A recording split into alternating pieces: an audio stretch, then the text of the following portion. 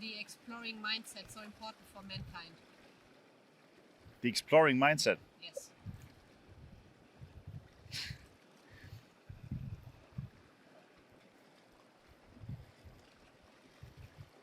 Because otherwise we'd still be in our fucking caves, minding our own business. Exploration it's not just people. It's just not just mankind. On this planet, almost every species, maybe not the sloth, I don't know, maybe not the turtle, turtles too. There's two instincts we have, and which, by the way, Ian McGilchrist has made wonderful observations in his book, The Master and His Emissary, about that. This is why we have two different halves of a brain. Mostly in every mammal you can see the same kind of behaviors, and they all have a split nervous system and two parts of a united brain. They are both responsible for making a picture of the world and acting with the world. They're creating that together. But the perspectives they're taking are hugely different. And one of them is exploration, and the other one is exploitation. One of them is like using the things that you know, acting in the known, understanding how to do things that you've already experienced, how to repeat stuff like tying your shoelaces, and where you have to go at your own home to find the toilet, or where you might have to go in a restaurant you've never been before, but it makes some kind of sense where toilets are. And so you have an exploitation of using what you already understand, using what you already know. And this is closely related to our need for safety. Now, you want to be in an environment that you can kind of control, where you kind of know your way around, where you know how to certain things work and other things don't work, and that you don't want to interact with people that you've already gotten to know. That's comfortable. And comfort and safety is also where we sleep, is where we lay down to be tired, is where we procreate, is where we raise our children, is where we kind of, like don't have to expend energy to do stuff.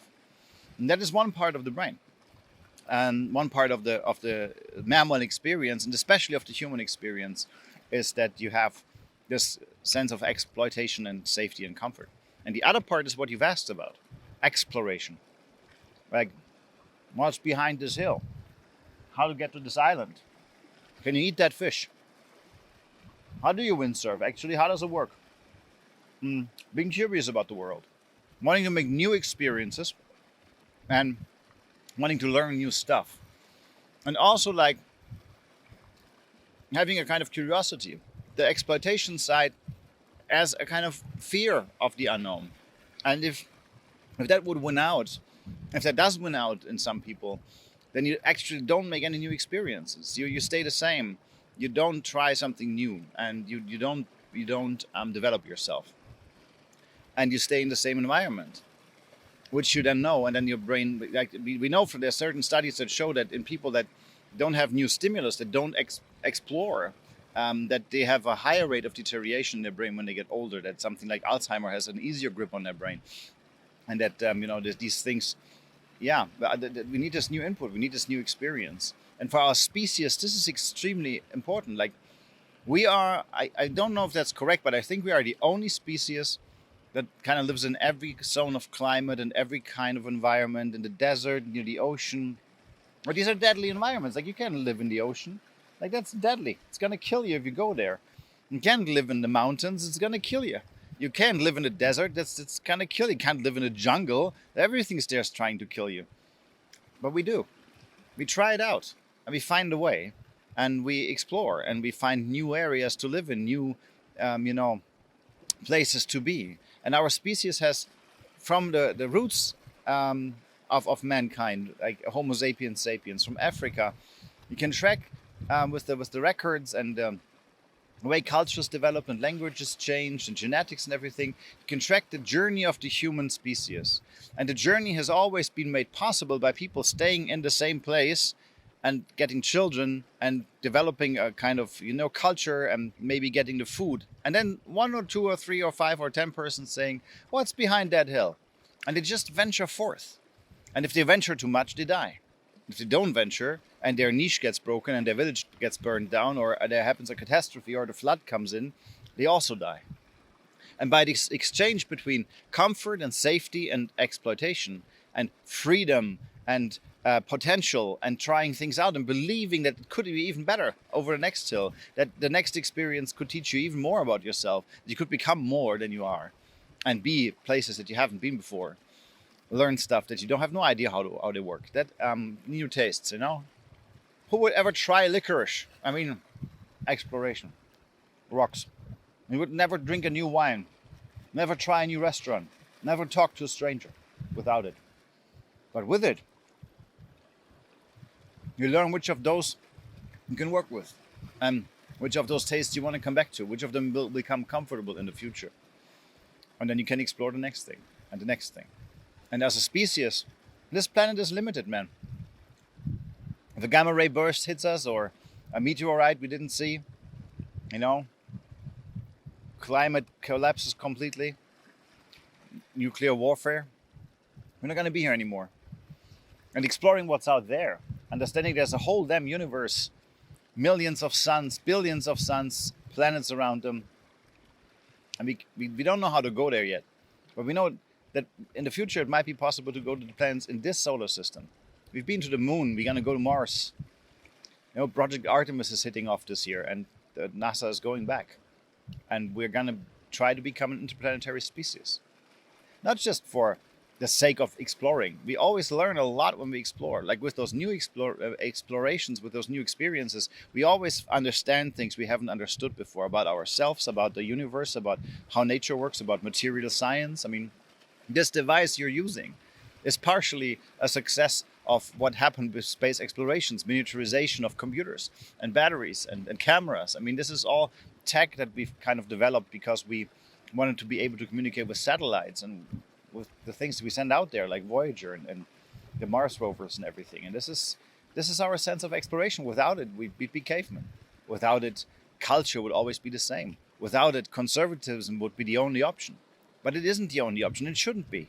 We need liberalism, conservatism to be both present, like in our brain. We need exploitation and exploration. We need to be whole.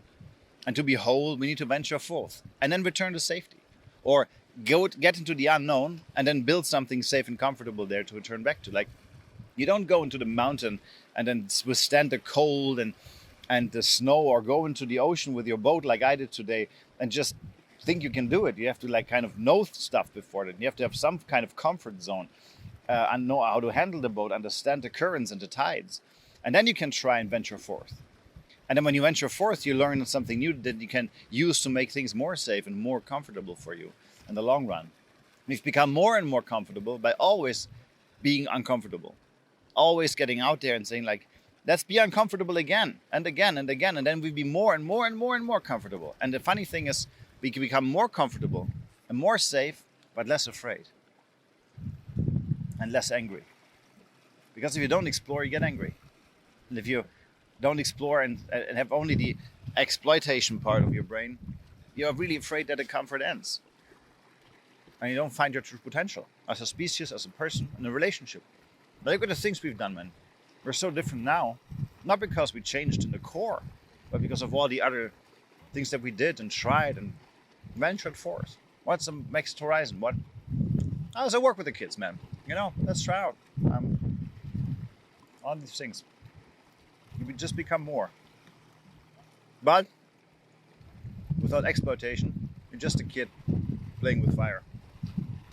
We need a safety thing. We need comfort. We need closeness. We need relationships that, you know, are tightly wound and hold us together.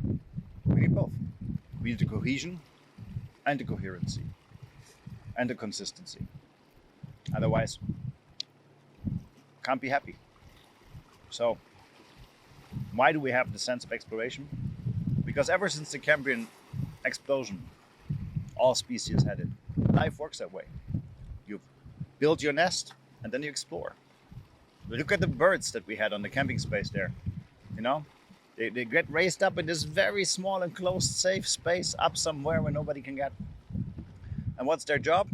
Get big as fast as you fucking can and then try to fly even if you have no idea how that works. So you can fly somewhere completely else, like somewhere completely different to survive winter. And then come back and then make kids on your own. And that's how life works. Try things out. Sometimes you fuck up. But if you stop doing that, you surely fuck up. So to be alive and to be happy, you gotta see those spots over there and be curious about them, but not just fucking think you can swim there. It's this balance that makes life interesting, and how the scale tips to one side and then that's not balance. It's the movement of it. No, like the waves, like the sinus, like sound, like the bell curve. You know, all this stuff. It's not one thing or another, and it's not fixed to the perfect middle. It's the exchange, the swing, that makes it interesting. It's gonna keep interesting. If you survive your sense of exploration, it's the one thing that makes it more interesting. So yeah, it's a hell of an instinct. You should use it.